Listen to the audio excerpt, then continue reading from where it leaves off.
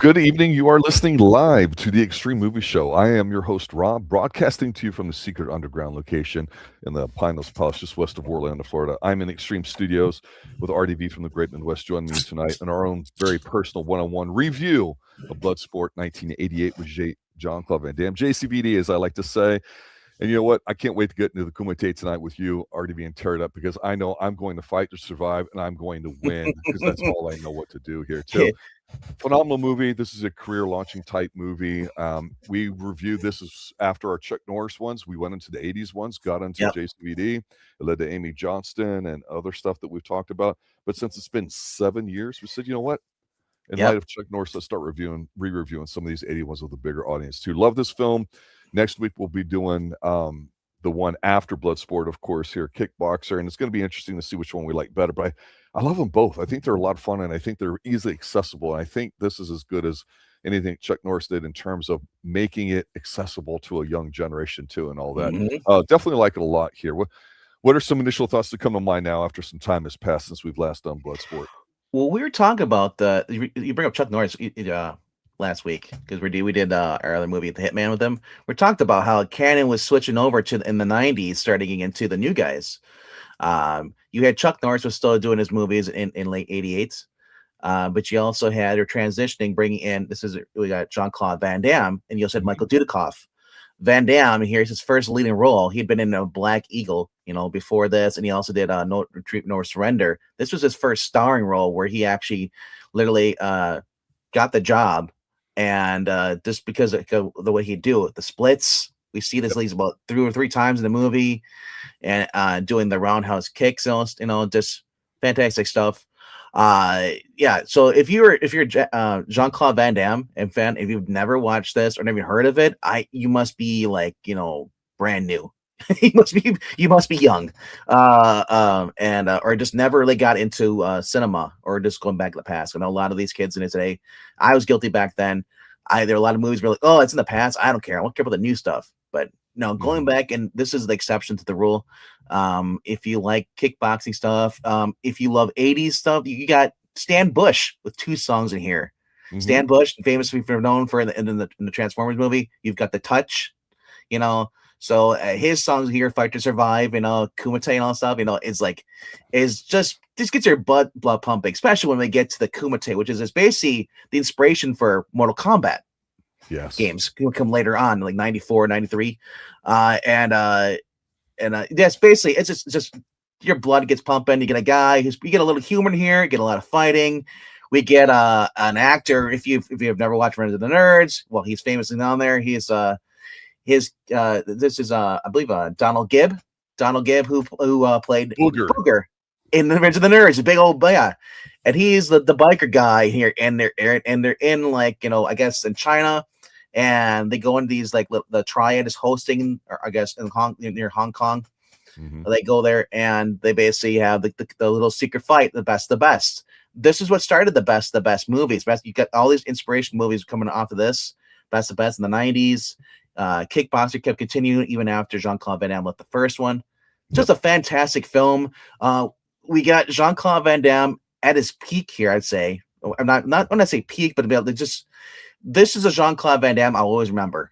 The young guy, healthy, dancing with the ladies, like you'll see in the second in Kickboxer, and just literally just being awesome. The muscle from Brussels, and you got the big heavies in here. Bolo Yeung, your favorite guy, Rob.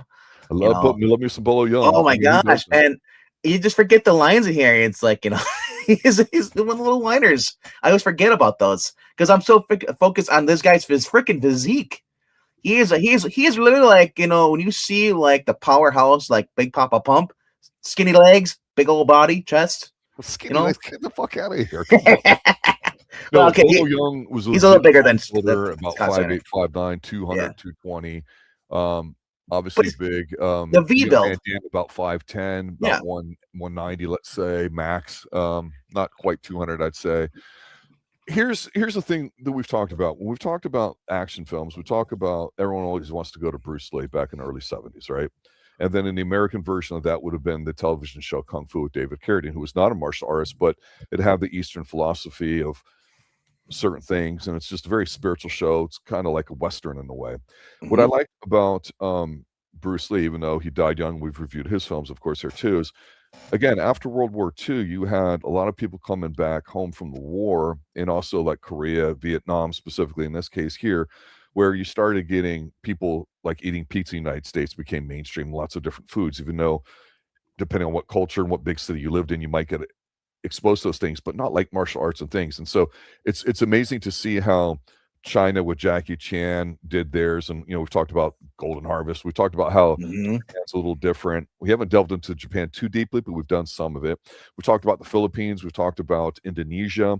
A little bit of Australia is like a crossover thing. I would say that's, I don't know that that's well defined at this point, but the Americanization of it, and you've got a guy from Belgium coming over in JCVD with a legitimate background. I feel like one of the best takeaways from him, besides him just being naturally a very beautiful man, is that this is very wholesome in a way, a little bit different than Chuck Norris, who said, "Hey, I always tried not fighting, Hmm. and if you had to fight, it was because there was a moral to it where you had to." And that's why the less is more in terms of volume was there. And JCVD here, I mean, here's where training montages come from. It's not just this movie, but the whole 80s thing of the blood, sweat, and tears, all that shit of like how hard you have to work to get good at something. And then here, I love it because you get the kumite already being set up. You see the different people from the different cultures setting up, practicing their things just a little bit as a tease of what's coming. And then most of this is set up because of his family. And honestly, you know, he's Belgium, but he's being raised by Asian Yeah. parents. And the whole thing with him being blindfolded there, just serving both of them, going through the whole like pseudo tea ceremony thing and sitting down and pouring them. It's all done in one take. It's not as elaborate as, say, Gene Kelly, but it's the same type of thing there too. And dad like goes to like karate chop him and he like blocks it. It's like little stuff at that beginning lets you know that you're in for something special here too, with the setup of emotionally why he has to go what he's doing. So yeah, they're going to go to Hong Kong, which at the time was not under communist Chinese control. It was independent. So there's a secret underground fighting thing, the Kumite, that we're going to do. And they filmed it all in what was now no longer there, but we've talked about it before, the walled off city or whatever it was called. And Yeah. I just like it because you really feel Uh, there How in long it was? Kulong, Kowloon? Kulong, I think is maybe what it was Yeah. called. But Yeah. it's really nice because it reminds me of what we've said about Jackie Chan films where you feel like you're there, right? Really, really interesting way to just get hooked into it. And a young child could watch this without being offended because it's not a gory film. It's not a No. sexy film. It's very wholesome in that way. I really thought this Well, was going to launch him to be like America's own little new superhero. I really did. this It did for a short period of time. You got watching, to yeah, that way. you bring this up. Yeah, this is actually a kid could watch this. Like obviously a little older adult, like 10, 11. There is a sex in here, but there really isn't though. Right. The most you see is little bit is him pulling a speedo on after this, like because they the old fashioned days where they have sex, they don't speak. You don't see it. It's just the next morning. Hmm. You know, Right. which is interesting because a lot of as it recently been brought up too. A lot of people, there's some people on YouTube have been saying, "Hey, can we go back to the days where sex scenes are pretty much you didn't see them?" And I'm thinking, I'll just say this, my 2 cents on that, and we'll get back to the movie is Hmm. that I don't mind sex scenes if they're in the erotic thriller movies. Right. Yeah, that's where they belong. Those are the whole point. That was a murder mystery sex. That was the whole thing. Drugs. Yeah, they go on there. Unless you're looking at yeah, because like I said, because then you knew exactly. Remember the '90s, you knew exactly the genre, which one's the void, which one had stuff. If you want to watch boobies or titties, or you watch slasher movies. If you want to see the Skinamax stuff, you watch the erotic thrillers. Yes. Yes. Nowadays, it's just kind of thrown in there randomly. It's like, okay, Well, the reason what's unfortunate to me is that it's you go from 0 to 100 when it comes to yeah, sexiness. There's the allure and the yeah, approach of a woman, various levels of it's different. You can have a woman be sexy and still not look trashy and all that too, but now it's just the woman's empowerment. She can fuck like a guy and and yeah. nobody cares, and girl boss bullshit, and it's just stupid. It's dumb. It's not realistic and whatever. If that's how you want to present it, that's fine. But if it's not inherent to the story and it's not needed, if it Yeah, doesn't elevate it, why do it? That argument, you're right, is mainstream now. But I think we're starting to see culturally with the decline of Hollywood, literally in terms of output production and just terms of quality second screen stuff we've talked about here, that they might revisit it, because I love me some erotic thriller stuff. I love me body double where you're Mhm. spying on someone. I like when a woman's Exactly. undressing and you can see it, but you don't have to see it. I mean, but if it's there, it's So you're right. It does not have to be there. It doesn't. so this girl here, Leah Ayres, who plays the love interest here, she's reported starts trying to get the The blonde inside coated reporter. get the scoop. Yeah, Mhm. she's a very decent, I say pretty looking woman. You know, Sure. she's obviously she's older. She doesn't look like she's in like 19, 20. She looks like she's probably in her like late 20s in this. Sure. Remember women also looked older because we dressed a certain way. You dressed formal. You didn't dress a lot of smutty and stuff that way. You Right. know, I was looking her up at IMDb, and guess you know where she's from? Do you remember that failed the 90s show called The Brady's? The sequel? She played Marcia or Marcy, in there. Oh, okay. Yeah, apparently she's also a master like yoga, instructor and stuff like that too. So she's actually got some background other than just this movie because a lot of times you get these people in here, they're one hit wonder and that's it. You never see them again. Like the guy from Ninja Turtles, the pizza delivery boy. It kind of just fizzles out, Yeah. Also in here too, you brought up Bruce Lee, Enter the Dragon. Mhm. Roy Chiao, who plays Frank Dux and basically mentor, his friend, that he went to school with, his father. And so you got connections to Bruce Lee in here too. Yes. And the difference between, I'll just say this, I'm not going to knock Bruce Lee. I like Bruce Lee in certain things, and I like this. I like for different things. I like for everyone else. Bruce Lee, I've always liked him in his Kato, because Kato wasn't going up against a bunch of ninja samurais. He was going against a lot of white Americans, your gangsters, whatever, and to take him down, they take him by surprise because he's a little guy, but he knows how to fight. He's a scrapper. When you get but him, I said, Enter the Dragon, I was more into everyone else in that movie versus Bruce Lee. Bruce Lee was just kind of like, okay, he's a scrappy little guy, but he was taking down guys that were like maybe sometimes bigger than him. And I was just like, I don't really believe that. With Jean-Claude Van Damme, the difference is he's got the build, he's got the height, and he even recognized in this movie, which I thought was great about this. He tells his friend, "You're going up against Bolo Yeung. Go for the stomach, it's his weak point." And the guy brushes off. Right. So we get a lot of the flashbacks to with his sensei, especially in the last match. Probably the best part of the movie is the Kumite fighting scenes, whether it's small clips in the middle and then towards the end, that last 15 minutes. Yeah. Yeah. It's the build up to a great third act, which is like the majority Revenge of for his friend who today. gets injured. Yes. Yeah. Similar to Kickboxer, and his brother gets murdered or dies at the hands of the guy, so he gets revenge. Yeah. And some people didn't like that, but hey, if the formula works once and it works again, that's good. My opinion. Well, formulas work for a reason, and it That's doesn't why mean TV shows it all the time. Yeah. Well, the thing, like the current format for most content production, movies, television shows, is you might have an interesting opening act or strong couple episodes of, say, a 6 to 8, 10 episode season of something.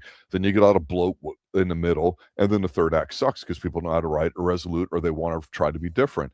And what's interesting here is again, we know why he's going to fight. So when it gets to the third act, we can ignore everything and just watch it play out. We don't have to rely on a twist ending or blood and guts or a big shootout or whatever like that because we're emotionally invested in it. That's not how all movies work, but I think a lot of them do. And the thing with Bruce Lee is he was a martial artist. He wasn't a fighter. He did not compete. Chuck Norris was a martial artist and became a better one as his life got older because he was willing to go learn from other people in different types. He's probably the most complete martial artist as was. Maybe Jet Li might be, or Donnie Yen might be to this day, Ip Man guy I'm thinking of, just in terms of number of forms and katas, but they're not fighters. And that's the difference. No. Jean-Claude had a little bit of a kickboxing background, if it's to be believed, because some people say it's not true.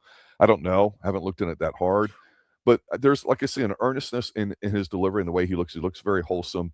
And just the silly stuff like when they go to the Kumite, right? They have the special envelopes because they've been recruited, right? And they present it. They're checking the seal or whatever. And then they line up the old bricks and he goes to do his like little punch thing or whatever. And he's like, and they point like to the bottom one and then he does it.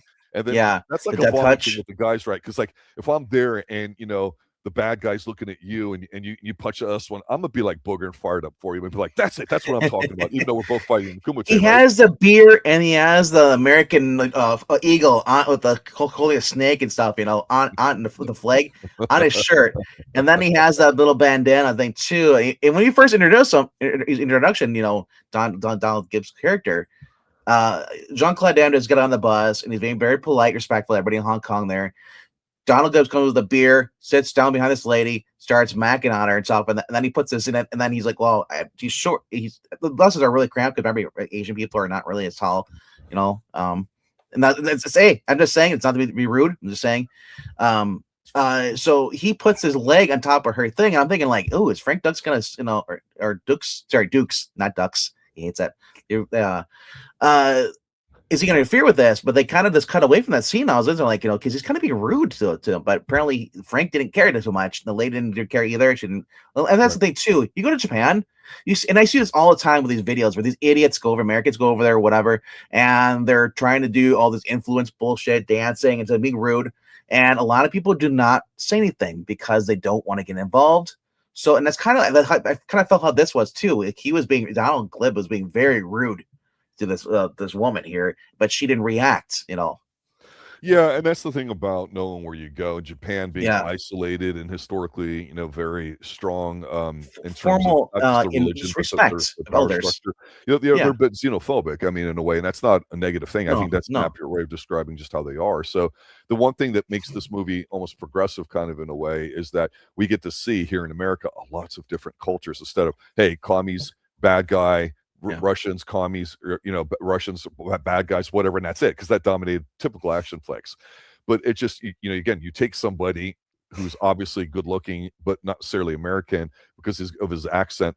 I don't think that got in his way here, but just really attainable physique. I mean, he's not a roided up monster. And a lot of people are like, oh, roids make you strong, and that's the reason why you're big. No, you got to do the work. Trust me on that. So it's nice to see a good-looking man in here. And when he does the splits, like you say, he does it a couple times. When he's in there talking to Booger and he's doing it and he's sweating and he's doing everything here too. I always like to say that when somebody's got a good physical talent, show us early.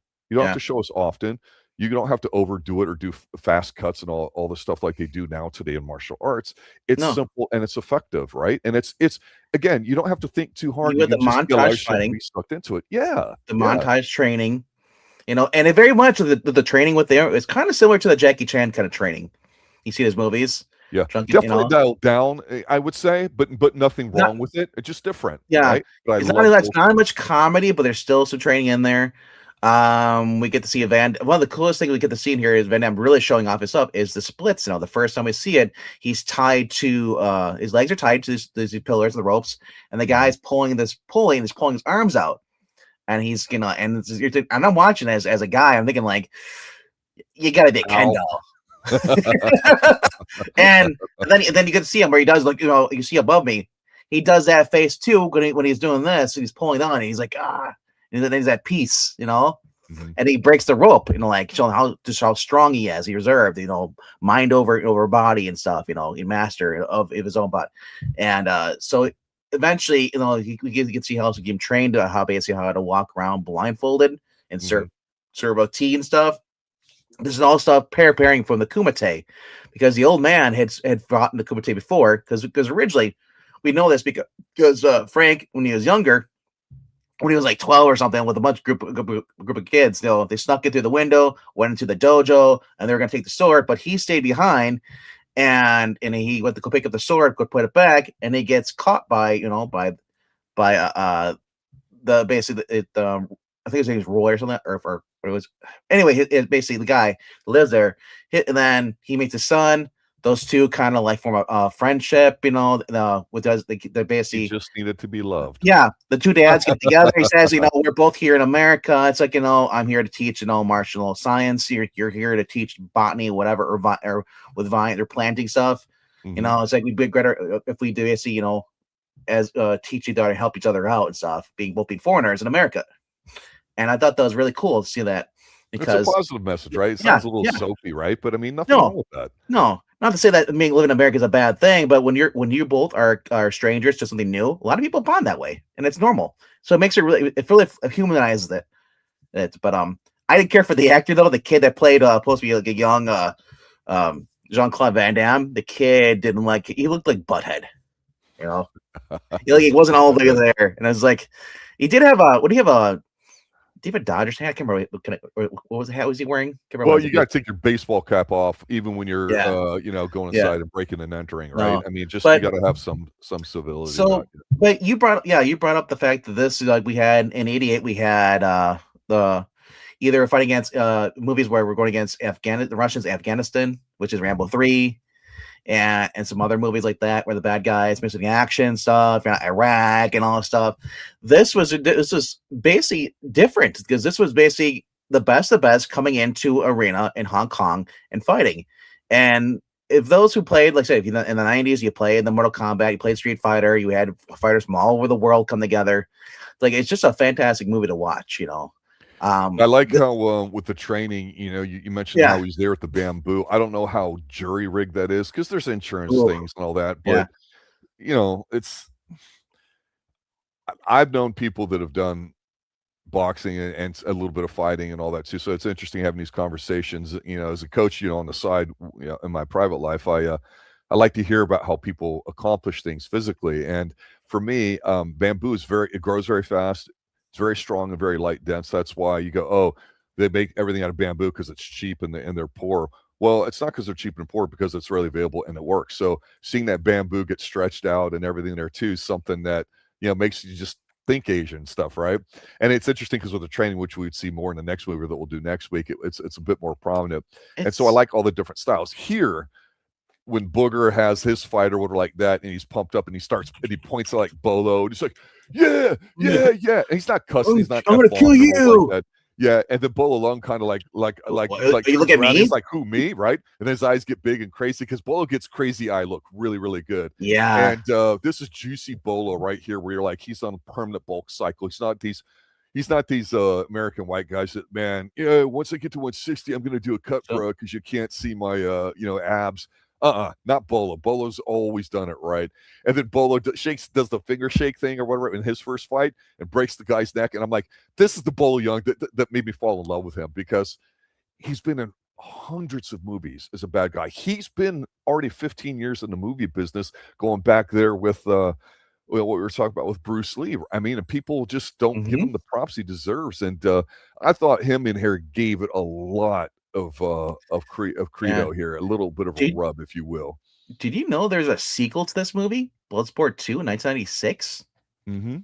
I never knew that. Daniel Bernhardt is a character, and then you have Pat Morita is and you have James Hong. I was like, Donald Gibbs comes back, but the only one that doesn't come back is Jean-Claude Van Damme.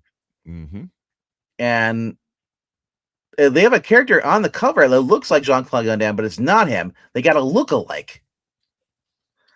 Yeah. Which was like all the Bruce Lee eyes and all the repeats are after he died. It's like, it's like, what is this? It's like we're talking about Jim Carrey when we saw him, how they has a new face. It's like, it's just really Jim Carrey as a clone. That's what this cover looks like. If you look at Bloodsport 2 from 1996. It's 11 from Stranger Things. I'm sorry, go ahead. Stranger Things.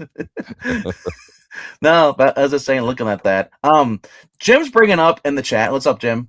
He said, I like movies more. I like it more movies where like Bloodsport and Kickbox were put out now. 2024, Cynthia Rothrock, Last Kumite. I was looking at that. I was That's like, one we had on our shirt list. We said, let's just go back to the beginning and build up to it. It's a 4.7, but it's supposed to be a reboot of Bloodsport. In sense that's.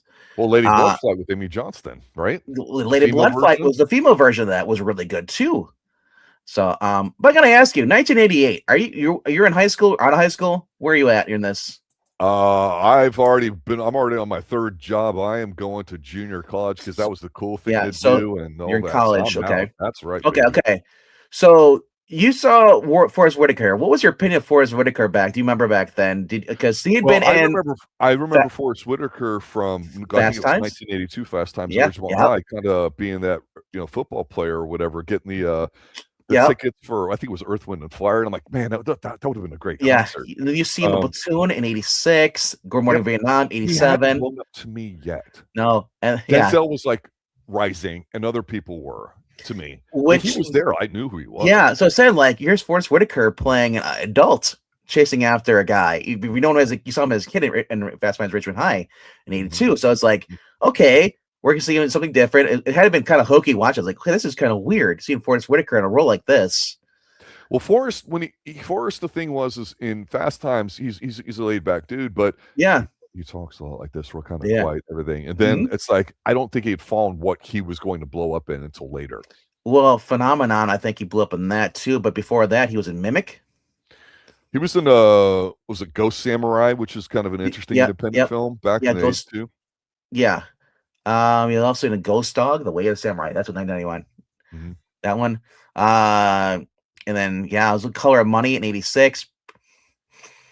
So as I said, like I just remember him from being like, like in Fast Times at Ridgemont High, and then seeing him in Mimic with the giant cockroach posing as humans. I was like, and he might have been. Was he also in Species? I don't think he was. But anyway, my point is that it was interesting to see him in that. And then, of course, if you're watching Miami Vice, like I am watching season 3, you have Lawrence Fishburne, a really young prison guard in that series. I was just like, whoa! It's just like it's interesting these guys when they're really young, and then seeing him like all these years later. Because I grew up. I grew up in the '90s. I was 5 years old by 1990, and then by '95 I was 10. And I'm seeing these guys way 10 years later. Than they would. So they look a lot much older. They're definitely well into their late 30s, if not.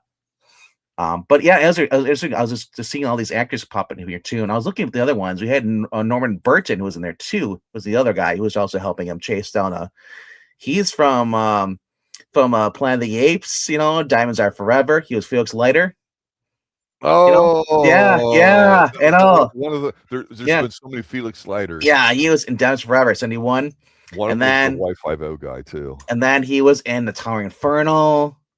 And did Crimes of Passion, Deep Space in 1988, and then Fade to Black in 1980. Plus, he was also on Adventures of Wonder Woman, The New Adventures. He was on he played Burt Dennis on the Ted Knight Show. So I'm watching this guy. I'm like, because here's the thing: whenever we review movies, I personally have to go look back to see these actors because I may not recognize them, but then I go and look back like, oh my gosh, they were in that show, Because I can sometimes see a face but not a name, and sometimes I don't recognize a face because they're older now. I'm like, oh my god, because it's been like what 10, 15 years probably since I've seen this movie, and before that, probably even longer before I've seen any of the TV shows these people have been in.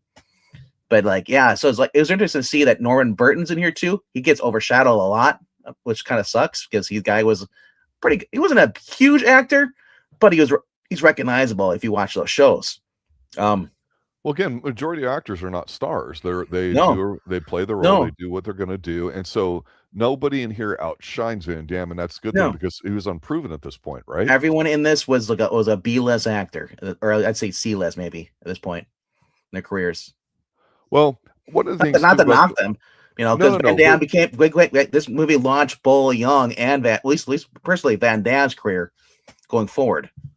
Yeah. And Bolo had been around 10, 15 years, like I say, at this point in the cinema, and he's not an American star, never has been, never will be. No, and he was a martial arts bodybuilder. Yeah. And the thing with this being a canon film, obviously I would be negligent. My duty as the Extreme Movie Show host here and creator of it if I didn't say this was a canon classic, right? Because that's one thing about canon films that said that I really enjoyed it, is that if you didn't know what this movie is about, you go, you know what? It's by the studio that takes low budget things. They're very tight in their production. You know what you're going to get, a bit formulaic, but they're entertaining and they're fun. You could have like a big budget movie that would be like a Schwarzenegger or Stallone film for the most part and enjoy it. But what are you going to get, one a year if you're really popping them out maybe every couple of years? And it's a short window that you can do that for anybody. Even Arnold and all that, it just drops off. But with canon, you can kind of do it. And it's almost refreshing because you could do stuff that's a little atypical. You can film it in Hong Kong where you're running through the actual alleyways or running on all the boats on the water, where you get, like I say, the voodoo of the location of the lights and the feeling and everything too. And you can take a chance on somebody to say, hey, you know what, if we spend a few million on it and he ends up being a hit, well, now we can bank on him. And that's what they did. Obviously, personally speaking, Jean-Claude Van Damme got into drugs a lot, and he got into a big Cocaine hit boy. into his head. Yeah, Yeah. look, and it just that's what happened in the '90s. But he still works, he still does stuff, he's still successful. But it's just the Well, way of it. And as we talked about before recently, when you had movies in the '80s, you had the VHS market that could be yes. lucrative, and you also now have DVD and VHS all through the '90s. But again, most content today is made really poorly. It might be shot well and look good, maybe even have CGI, which I'm not a big fan of. But this whole thing of having a great opening thing, weak middle, and shitty ending pisses me off to no end. TV series, movies, whatever. Hmm. And I know, again, I always bring it up for the most part, and I don't do it to pop you or not, but the whole comic book movie thing here about how they just don't seem to have the right spirit involved. And I have to ask you, hey, this is what I think. What does it really mean? And you tell me. But here again, people go, yeah, this is just dumb. He's just like a juvenile teenager, and it's like a fantasy kind of thing. I'm like, well, yeah, and it works. What do you want? This movie was huge, man, back in the day, and people were excited because of this movie. That a year or two later, when the next one comes, they're like, I'm Yeah. gonna take a chance on it because of how much I enjoyed watching this one here. Yeah. Right? I mean, it's what more do you want from a movie? So we're just. I knew it was gonna be asked. How close is this to ducks in real life? Well, in the movie, is interesting that they say in this movie it says based on the true events of ducks. Frank Dux. It's like, and of course they did, but not really, because later on the main guy who talked this Sheldon Lettich, she's the screenwriter who knew Frank. He found he basically had known for a couple months. He said, and he came up with the idea of Bloodsport. And then Frank told him. Frank told him a lot of tell tales, which he didn't turn out to be bullshit. But his producers were participating in the so-called Kumite. Sounded like a great movie, so he took that and decided, let's make it into a movie. And then of course there was one guy named Richard Bender who claimed to have actually been at the Kumite event, with Frank and stuff. But later on, years later, Richard would come on and say, Frank paid me to say this word for word, how to say it, scripted me. So they knew it was bullshit because Frank was obviously no bullshit liar. Now this is the guy, the writer, saying it. Now that's his side of the events. I've never met Frank.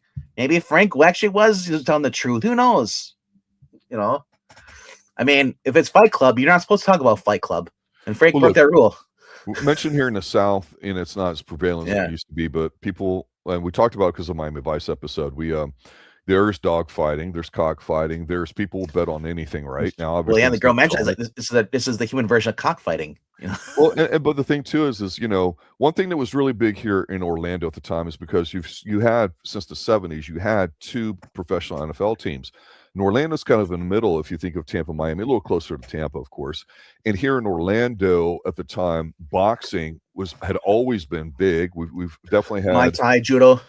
Well, I would say amateur boxing, Olympic level type boxing, those sorts of things. There was alternative Olympic sports that people would train here for too, like cycling and stuff like that. Karate was the big one, though. Right. Well, there's definitely fighting. We talk about YK Kim's karate, and we talked about how the movie was filmed at my alma mater, University of Central Florida, right? The Miami Connection, right? Yep. There was a thing here in Central Florida where it was like that, and the thing with boxing was, and there was fighting. This is where the second generation of fighting for George Foreman kind of took place, and so there's a lot of fights just near downtown, near International Drive, where a lot of the tourist stuff is at, going towards Disney, and it was interesting because at the time when you started having, like in Orlando, we had what was called the Orlando Badman Contest. You could sign up. I think there was certain age restrictions or whatever like that, but you'd sign a release and you would go fight. And there really wasn't any rules. There wasn't, the boxing kind of rules, right? Because if you're a boxer and you can strike, that's one thing, but you can't wrestle. If you can wrestle but cannot strike, you might have a chance if you can shoot, which means run and knock guy to the ground. Then you hear about techniques like Van Damme. He's in Bloodsport, but he's going to do kickboxer. He's a kicker, right? He made the kicking successful. But again, we get to see these different styles that, unless you're like a hardcore Jackie Chan fan, and here's the thing, though, you don't know they exist. Not Jackie Chan, but Jean-Claude Van Damme coming around at the right time here after Chuck Norris is kind of winding down. Chuck Norris is famous for doing his kicks. We get a guy who can also do the flying roundhouse kicks and stuff like that. We see there's in one of the matches here he does it where he's going against a guy. Yes. He keeps doing the roundhouse kicks. So three in a row is happening. I think it's actually against Bolo. I'm not sure if it's against Bolo or one of the guys before him, but Jackie Chan does one after one after another, and they can we also seen him in No Retreat, No Surrender. You've seen his how he can his limberness, his fighting style stance, and you add that with his pretty boy looks, his foreign accent, girls were creaming after him. Something that Steven Seagal was pissed about, because Steven Seagal was never as cool as Jean-Claude Van Damme, even Jean-Claude Van Damme in his cook years. Look, it's like and I say it not to defend him, but I'm telling you, Steven Seagal had not gotten to the point where he had upset people and pissed them off yet. No, but I mean, and he was Star Wars on the rise. He just got too big of himself. I mean, honestly, just like what happens to a lot of people when you get a lot of success, you don't know how to handle it. Things happen, and he's legitimate martial artist. You can say, well, we're working a street fight. Well, yeah, Bruce Lee would get his ass kicked, right? Being honest, right? I'd say he ended up more like Scott Hall in WCW. The more Seagal went on. Well, I mean, yeah, Seagal's legit. I mean, he's not a fighter, and you look at him now, the way he does it, whatever. I don't even want to comment on it, but no, it was refreshing because you have him on the rise, you've got JCVD on the rise, and the different styles and approaches that you've seen here are great, because it's like, if you're a kickboxer, you're learning how to kick with your shin, and you got to kick at a certain angle at it, because if you don't, or you hit it a certain way, you're just going to break it. Boxing teaches you to kind of be on the side. Well, there's a way you can be completely in front, because you can be more efficient. And so you don't have to know fights and techniques to appreciate, hey, this guy's dressed different, he's still a lot smaller, maybe he's faster and quicker, whereas Bolo's jacked, he's going to be in the center, and he's just going to bash the shit out of you. It's simple, but it works. You look at the age difference between Bolo and Jean-Claude Van Damme. Jean-Claude Van Damme is 65 years older now. You know how old Bolo's? 79. Oh, man, Bolo he is. Bolo's brutal in here, though, man. It's weird, though. It's like, I've always said, Bolo Yeung, you look at me in his peak here, the days, he's like the version of Bane, the Asian version of Bane. You look at him now, he looks like Bane without the venom juice. He's like Batista, but Batista stopped taking the roids. He shrunk down, Bolo still looks good, but he said he's not the powerhouse like he was, the bodybuilder, because he couldn't physically do it anymore. He had to stop doing the bodybuilding. Now, whether he's taking drugs, I don't know. But I'm just saying, this guy was a fine physique. You saw him as Bolo in Enter the Dragon, and did some the clones of Bruce Lee, a little of that stuff. But then he'd go on to do was it for Golden Harvest? He was with Sammo Hung. He was with My Lucky Stars, Millionaire's Express, and Legacy of Rage, where he went against Bruce Lee's son, Brandon Lee, in 1986. But then it was basically him going in the West now. This is his first movie in the West, Bloodsport. And everyone's like, holy shit, who's this guy? And and then later on, a couple years later, well, he'd be back in Double Impact against, Jean-Claude Van Damme, And then he did other movies like Breathing Fire, Ironheart, 92.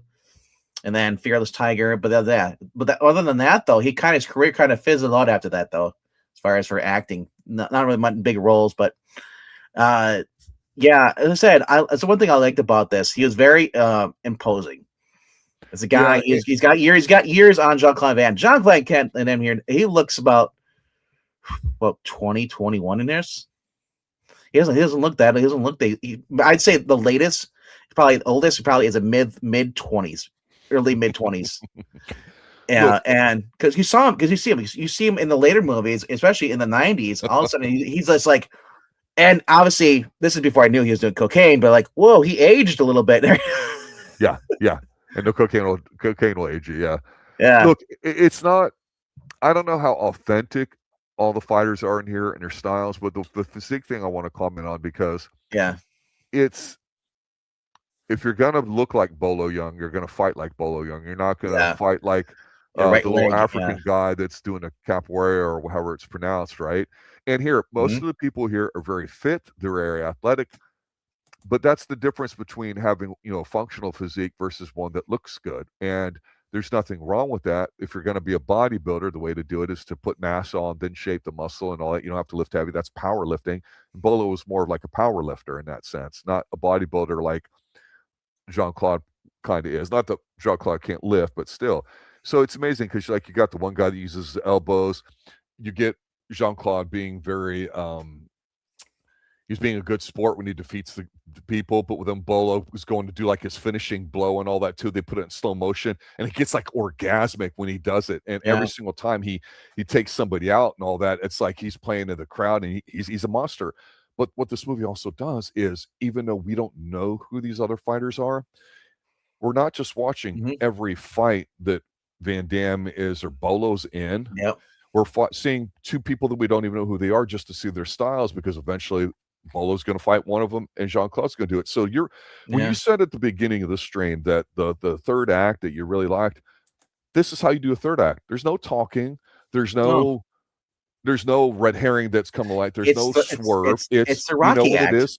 Just watch it and enjoy it, because the third act's pretty long actually with all the fights. There's a break there where the two people come to chase him down, and it they felt like get away. Rocky IV in martial arts instead of boxing. Yeah, Rocky IV. What do you do? Figure out why you got to go to Russia. His buddy gets injured. Training, and then get there. Yeah, and he gets pissed off, and the girl is like, "Don't do it! You'll get yourself killed." He's like, "You don't understand it. You want to be." He says to the girl, he's like, "You want to be the best. Prove your dad. That you can be the best journalist. Well, I want to prove my master.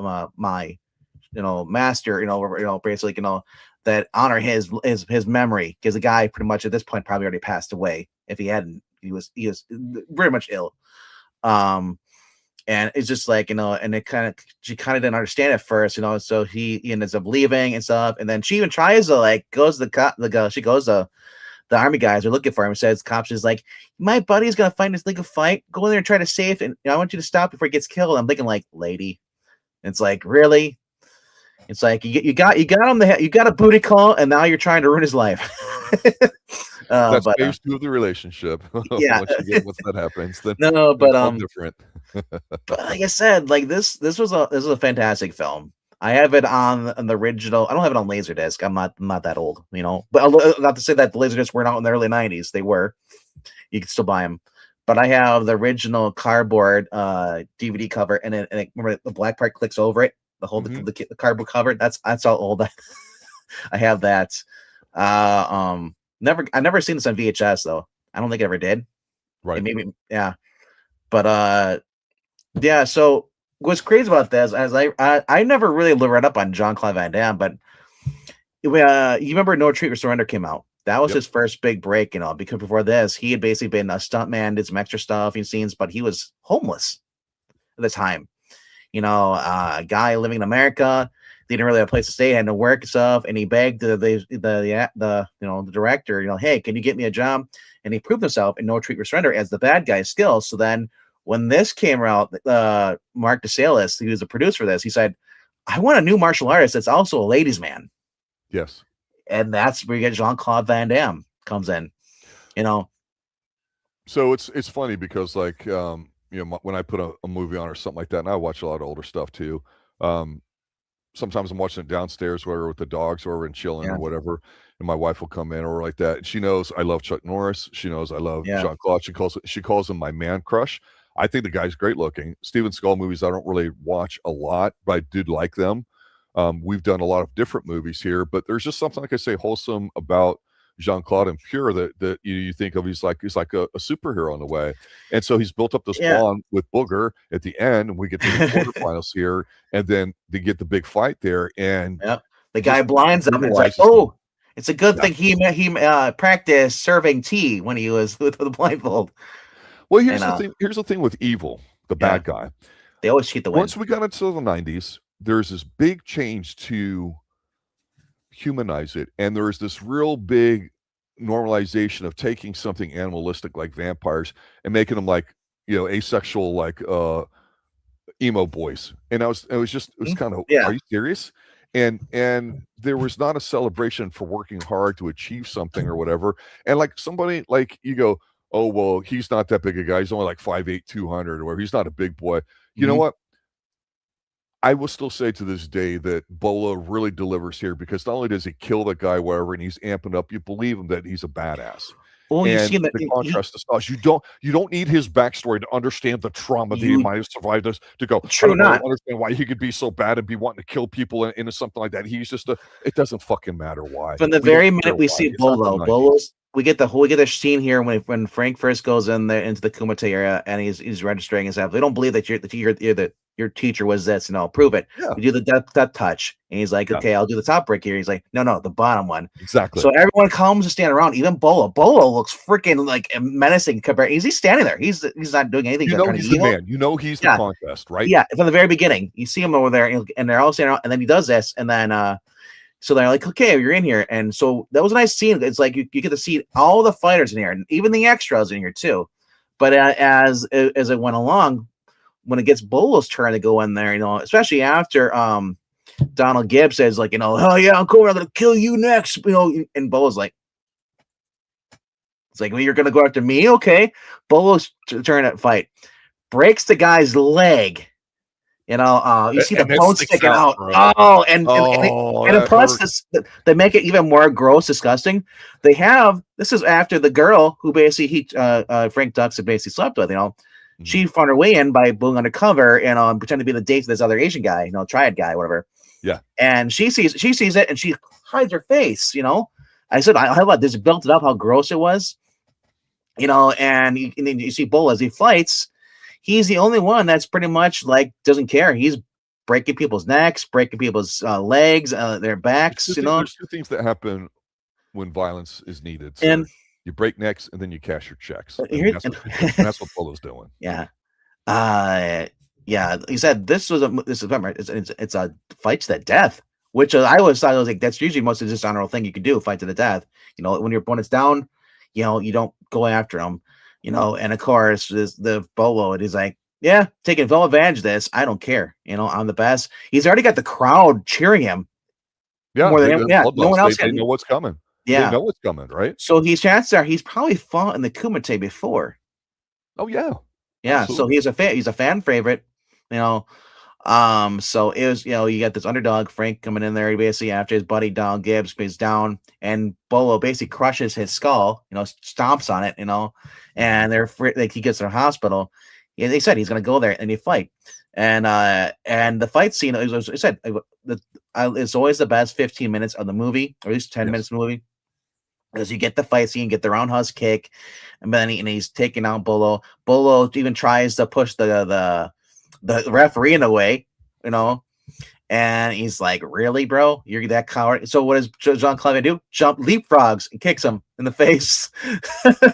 And then, of course, he has to throw sand in his eyes, so they blinds him, and you get to see where he's like, oh, I can't see. And you see like the smear lens of the camera. I love how they do that, So they close his eyes, and he's like, that's the famous scene, right? Bolo goes to punch him, he grabs his arm, and then he just kicks him in the stomach, punches him, and just judo flips. Yeah, it's just like, and he just keeps kicking his ass. And he's like, and Bolo's like, oh, what? How can you fight when you're blind? He's like, and it's like, dude, I guess he's the hero. Yeah, obviously, fantastic movie.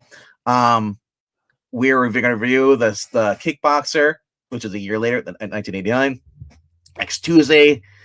This is the first time I watched this one in about a couple of years. Same thing with Kickboxer. Yeah. And I'm like, I really love this movie, but I'm like, ooh, am I gonna feel different when I watch Kickboxer? Am I gonna be like, yeah, Bloodsport was better or Bloodsport was worse? I don't know. Right now they're the same in my mind. I just feel like they're different. And this one's first. The only thing I can negative I'll say with Kickboxer before we review it next week. I hated the whole brother aspect. The brother is like he's a kickboxer champion, gonna go there, and then he has to avenge his brother, who's in the hospital. I was like, really? We just went through this with Bloodsport. Why are we doing the same angle again? I always thought that was kind of weird, But just like this movie, they have actual martial arts champions in the second in that movie too as well. So they actually have authentic people. It's not just regular people be in there, you're not just getting a Ryan Gosling, oh, I'm the champion, whatever, or crap. You're actually getting authentic stuff, stuntmen, or people who actually know how to fight. and the camera angle working here is great too. The music is great. Like I said, I don't care what movie Stan Bush is doing. When you get that rock kind of like, this beat that amps you up, it's kind of like Eye of the Tiger. You just want to keep just moving, going, it gets your blood pumping. And definitely Bloodsport is a fantastic movie and probably one of the best, if the best martial art movies. Now, if we ever do rank canon film, movies like Chuck Norris versus Jean-Claude Van Damme, remember we were doing Thunderbolt? Or Thunderdome. Thunderdome. If you bring that back, Jean-Claude Van Damme movies versus versus Chuck Norris. Ooh. One detail about this movie that I like, and I know it's kind of simplistic and all that, it feels to me on a basic level, is when they start fighting the first one or two fights, things happen, whatever. But you always get the head spinning with the blood coming out of the mouth, right? That kind of stuff. The blood draining. Yeah, you see the mat.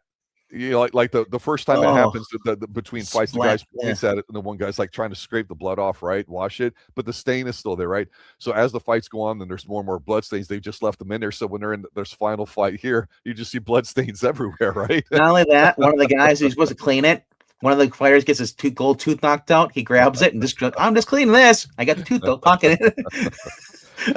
That just stands out. I'm thinking man, if this would have been a more of a serious movie, that guy would have been killed. It's like, what are you doing? You broke the rules. I gotta tell you, this is one of the few films that's up there with Bruce Lee that to me makes me go, I want to flex, I want to pose, I want to strike, I want to have a sweaty body, and I want to go get my twin brother and just we start going ahead and going at it or whatever, because that's what we do back in the day, right, as kids and stuff. Yep. Go get with a girl and pull on my Speedo big underwear.